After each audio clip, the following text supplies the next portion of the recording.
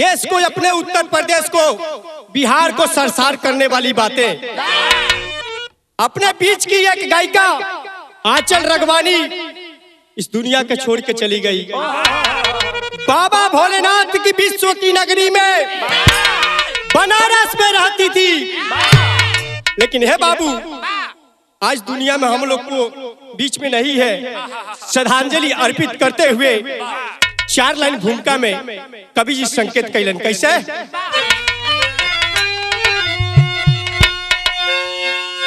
प्यार पक्का भी है, प्यार कच्चा भी है,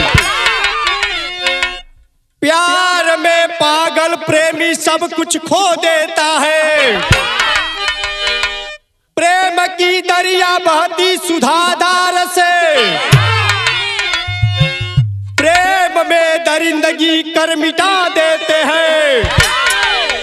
आंचल रगवानी का प्यार सच्चा रहा, कच्चा दीपक दुष्कर्मी हुआ। प्रेम विभोर हो राघवानी मंदिर में शादी किए। आंचल डूबे के इश्क में दीपक पापी हुआ।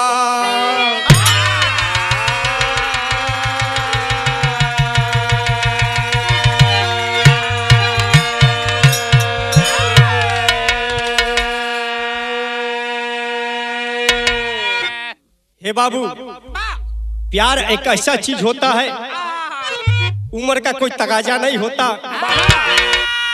प्यार हो जाता है। दीपक 50 वर्ष का था, आंचल रगवानी 22-23 वर्ष के रहली, लेकिन प्यार अंधा होला। प्यार हो जाता है तो लेकिन एक कहे के बाद एक गजल के लाइन बा, उहे गीत बा।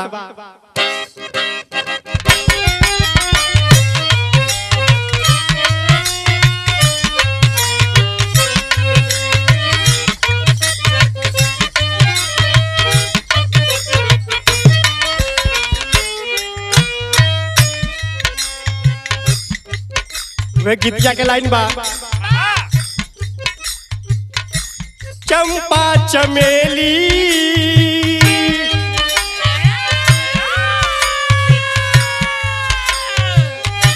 चंपा चमेली कलिया लबेली। अरे चंपा चमेली कलिया लबेली,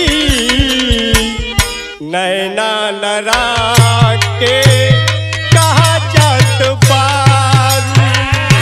चंपा चमेली कलिया लबेली, नैना लड़ा के कहा जात बारू।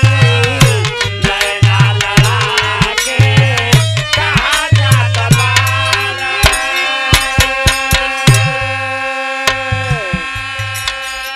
हे बाबू, बहुत सुंदर बात कवि जी बिरहा में संकेत कलन कैसे।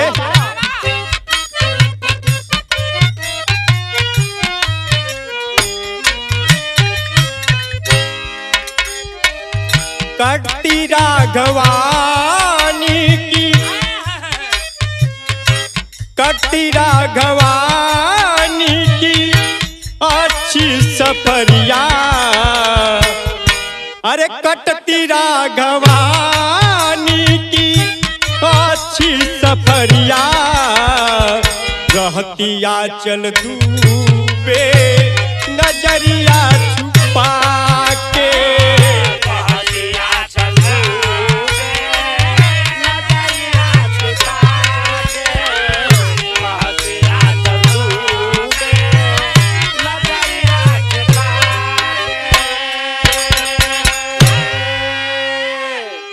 हे बाबू, एक समय का बात बा, परिवार के बीच में मम्मी से पापा से आदेश लेकर के बिरहा गाने की शौकीन आंचल रगवानी, दीपक बावरा दोनों संगीत में प्रवेश किए। उस परिवार में 4 बच्चे, 2 बच्चे दो बच्चियां जिसका आंचल रगवानी बताया गया, दूसरा भाई का दीपक बावरा बताया गया।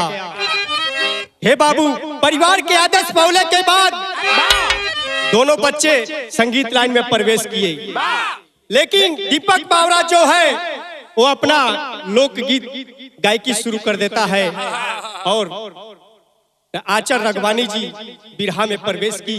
जब प्रवेश की, विजयलाल जी से मिले, उनकी शिष्या बनी और शिष्या बनने के बाद गायकी की शुरुआत की। तो कहना पड़ा शेर में कैसे,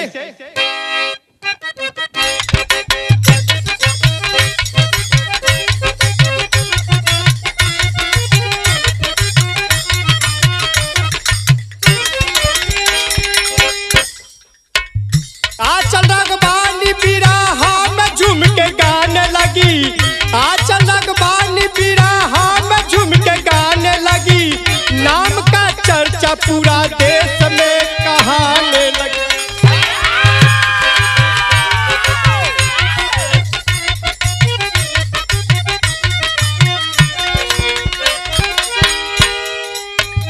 आंचल रगवानी बिरहा में जब प्रवेश किया, नाम का चर्चा पूरा देश देश देश किया।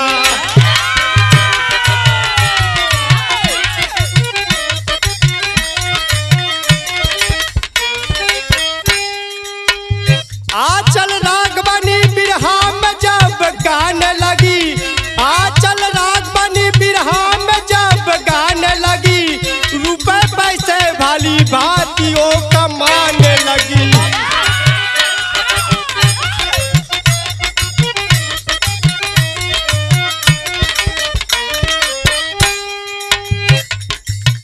नगर में बिरहा का परचंग खूब लहराया है, नगर में बिरहा का परचंग खूब लहराया है,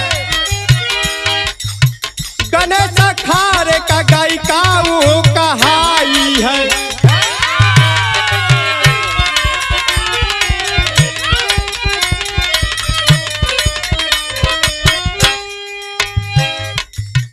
बिरहा परिवार से प्यार दुलार पाई है, बिरहा परिवार से प्यार दुलार पाई है, सिरनी देख विजयलाल को सच्चाई है।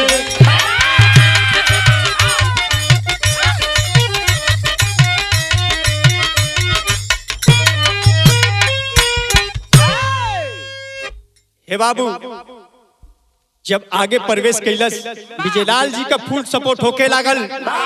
बिरहा में जब प्रवेश कैली, साजिंदन से लेके विजयलाल जी बहुत सपोर्ट किए और जब आगे बढ़ली, हे बाबू बहुत सुंदर गीत लगल ऊपर, कहे के बा कैसे, वे गीत बा,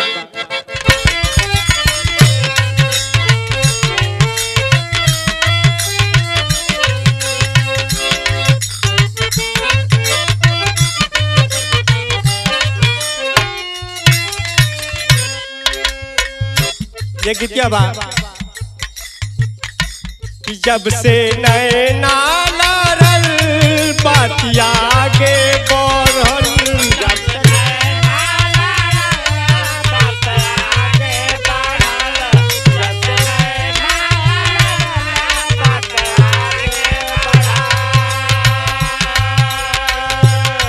जब से नैना लड़ल बात आगे बढ़ल, जब से नैना लड़ल बात आगे बढ़ल, जब से नैना लड़ल बातिया आगे बढ़ल, मोरा अखिया रहे ने इंतजार में, दिल भइल दीवाना तोरा प्यार में, दिल भाई दीवाना तोरा प्यार में, दिल भाई दीवाना तोरा प्यार में।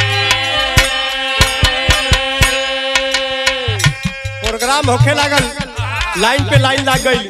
बनारस के सरजमी पे दुओला प्रोग्राम होके लागल लेडीज जेंट्स के, विजयलाल के साथ भी कई बार प्रोग्राम भइल, लेकिन कहे के बाद झुमके गावे लगली हो बजावे लगली,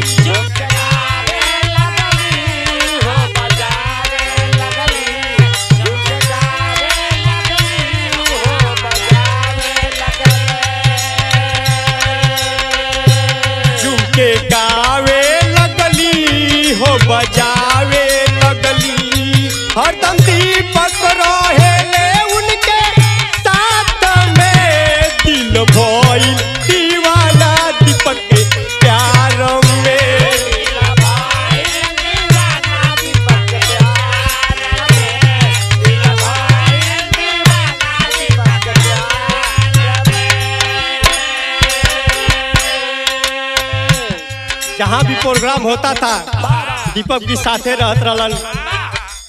प्यार करते नैनाचार हो गई। प्यार कुछ हद तक ज्यादा पहुंचल। अब पहुंचल तो भइल का,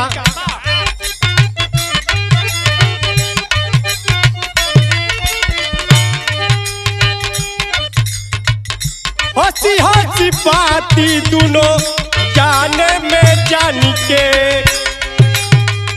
हंसी हंसी बाती दोनों जाने में जानी के, मोर जिए के कसम खैले दोनों मानी के।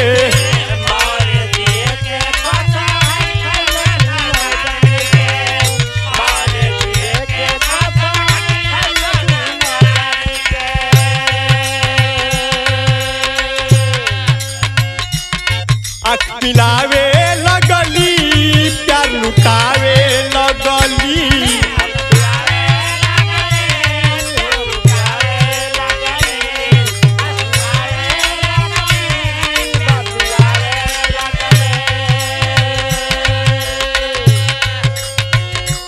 आँख मिलावे लगली, प्यार लुटावे लगली। हरदम दीपक रहेले उनके साथ में, दिल भई दीवाना दीपक के प्यार में।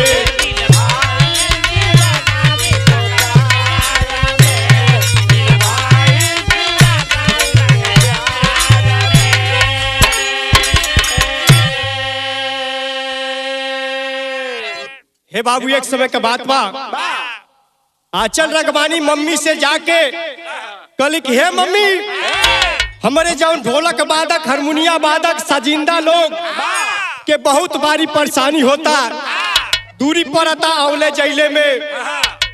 काहे से हमार घर देहात में बा, हम चाहत तनी मम्मी तोहरा आदेश मिल जाई तो जौन शिवपुर में मकान बा वही मकान में रह के हमनी के प्रोग्राम गौती जा और सजिंदन के बहुत इजी हो जाई रहने में।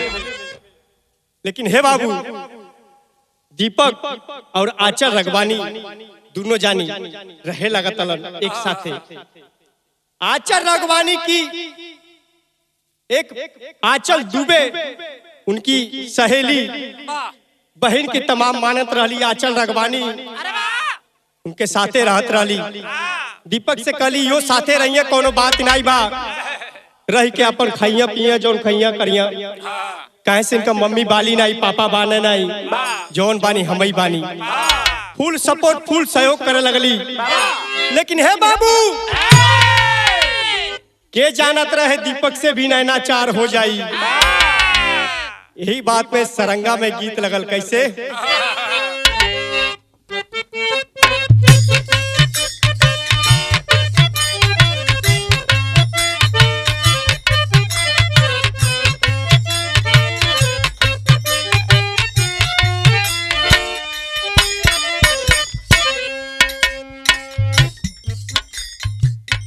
तो 2024 4 मार्च वाली रोती आके, रात बारी रोती आके, आंचल या चलो दीपक साथ जी।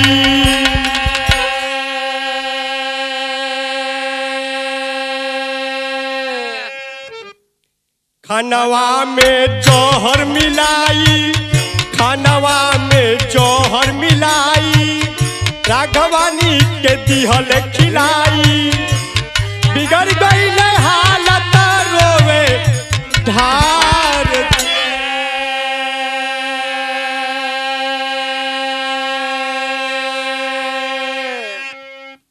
हालत बिगड़ी गईली, लेके हाथ पीटल आइले, लेके हाथ पीटल आइले।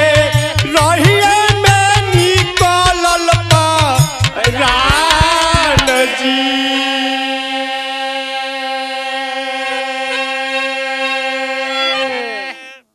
हे बाबू, एक दिन समय के बात बा, जब आंचल प्रोग्राम करके घर आवास पे पहुंचली दीपक के साथे। पहुंचने के बाद अवैध संबंध बनाते हुए आंचल दुबे के साथ दीपक के देखली। आ जब दीपक के देखली आंख से बबूला होके आंचल रगवानी जी कहली, हे हमरा से मंदिलिया में जौन शादी कैला 7 फेरा तू लिहला, कैसे तू भुला गए ए बाबू? टेरी लागल कहे के बा कैसे?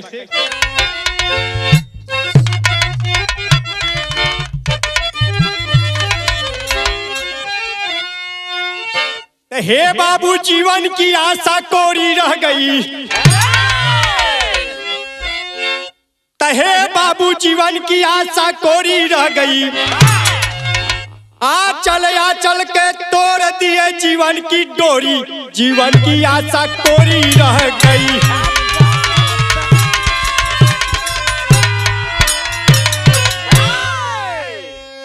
घोर कमीना दीपक यादव, घोर कमीना दीपक यादव प्यार में भारी खार किया।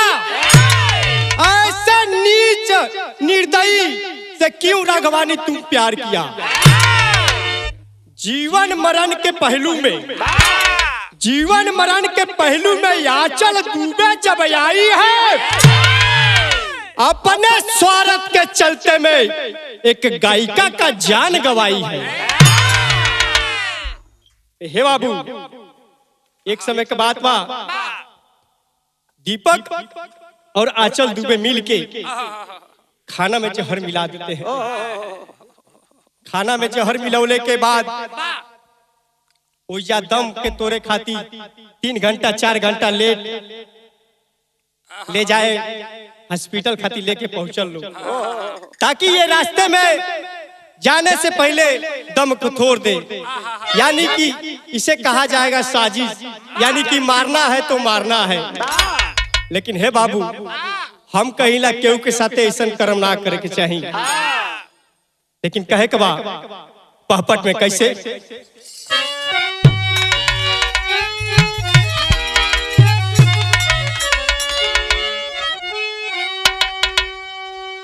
पाके खबर रोवे कुल परिवार आंचल बिटिया के, धोखा में पड़ के गईले जान आंचल बिटिया के।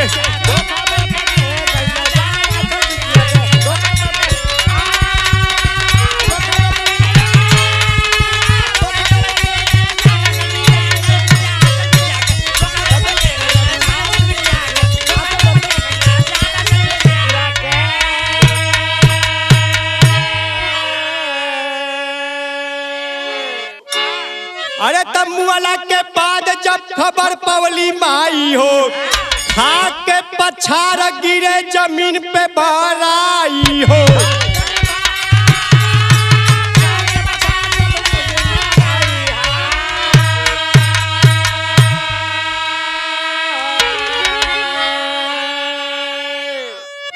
तो रोवे पूरा परिजन बुरा हाल आंचल बिटिया के। हे बाबू रो के पूरा हाल आंचल बिटिया के, धोखा में पड़ के गईले जान आंचल बिटिया के। हे बाबू जब मम्मी पापा के पास खबर गइल बा, ओकरे बाद दीपक बावरा के पास फोन गइल बा।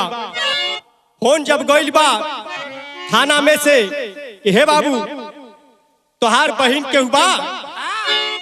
दीपक बावरा कल हाँ का भइल कोनो बात? उन्हें से बात यही भइल बा कि आज हॉस्पिटल में दम के तोरा तरी ऐसन बा कि तू जल्दी से आ जा। दीपक बावरा घर के तरफ जात रहलन बाइक के घुमा के। जब पहुंचलन हॉस्पिटल फोन कर देना मम्मी के। मम्मी हाल के सुनली, सुनले के बाद मम्मी पुलिस प्रशासन में मुकदमा दर्ज कराने लगी। दर्ज कराओ के भइल का यार हमें कहे के बाद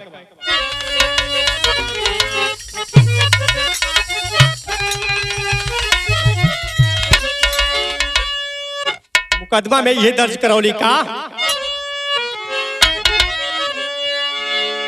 हाय मोरे राम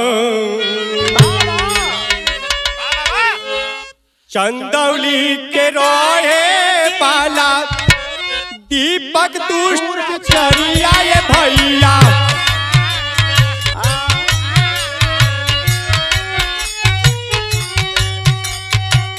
शिवपुरी में रहत रहे लेके ऊ मक्का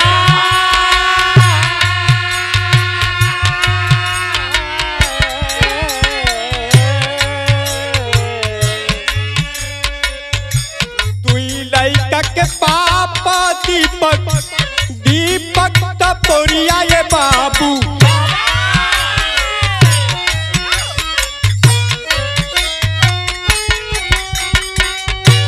कुछ दिन छोड़ के ऊ हो गईले ऊंचा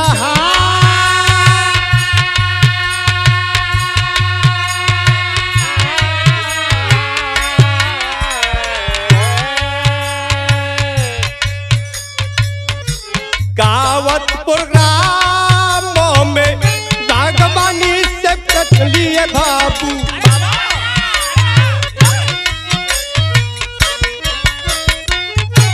बातों बातों में होई गईले अब मिला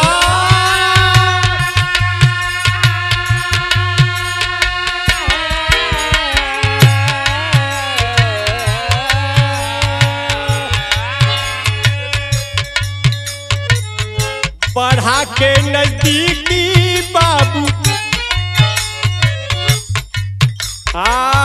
बढ़ा के नजदीकी बाबू नजदीकी बढ़वल ये बाबू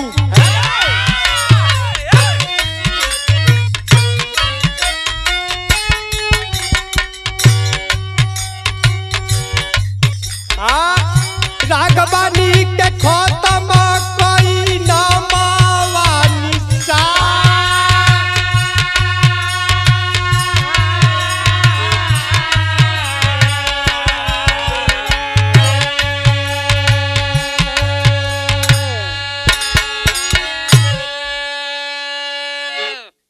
आज दुनिया में आज राघवानी जी हम लोग के बीच में नहीं है। हम लोग श्रद्धांजलि अर्पित देते हुए पूरे टीम के साथ कहना पड़ रहा दुखित बात है। एक परिवार की जब टहनी टूटती है तो दर्द दोनों का होता है। टहनी को भी दर्द होती है, पौधे को भी दर्द होता है। लेकिन हे बाबू मुकदमा करके माई दोनों जाने के जेल भेजवाओ तारी आ कहा तारी कहे के बा रो रो के का कहली हरी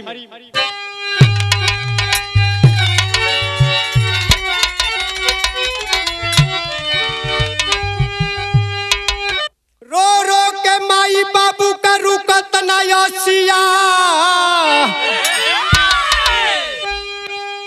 अरे तो रो रो के माई बाबू के रुकत ना यसिया तो माई बाबू कह के बोलावे मोरे चल बिटिया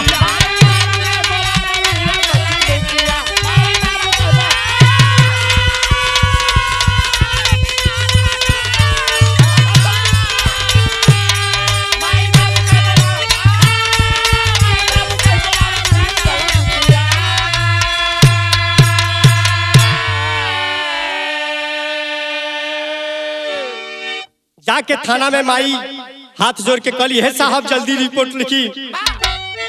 दीपक और आंचल दुबे के दोनों जानी के जेल में डाली। कैसे कली थानावा में जाके माई लिखवाली रिपोर्टिया अरे तो थानावा में जाके माई लिखवाली रिपोर्टिया अरे जल्दी लिखी साहब मोर विपत के बतिया अरे तो जल्दी लिखी साहब विपत के बतिया माई बाबू कह के बोलावे चल बिटिया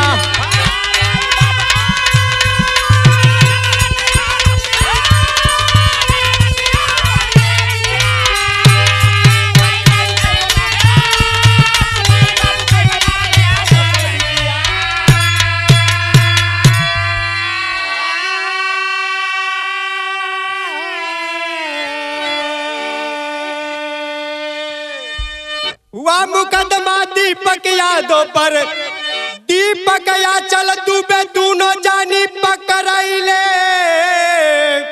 अरे त दीपक आचल दोनों जानी पकड़ाइले। माई बाबू कह के बोलावे आचल बिटिया।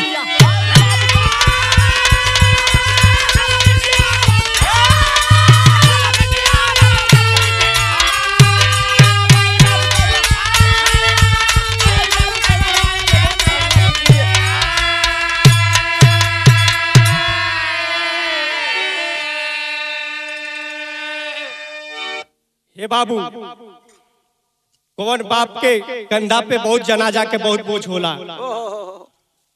बेटा के लाश जब कंधा पे बाप के जाला तो बहुत भारी बोझ होला, ये सबके पता हुई। आज वो घरे विपत का बीतता भगवाने मालिक बने, लेकिन हमनी के कहल जाई जहां आत्मा होके आंचल रगवानी जी का उनको भगवान से शांति का प्रदान दिया जाए। भगवान से अर्जी है और विनती है, हे भगवान उनके परिवार को भी शांति का दान दिया जाए। भगवान से भी विनती रहेगा, हम लोग से भी विनती है कि हे भगवान उस आत्मा को शांति का दान दिया जाए। कहे के बाद लास्ट लाइन में गुरु घराने का परिचय देते हुए,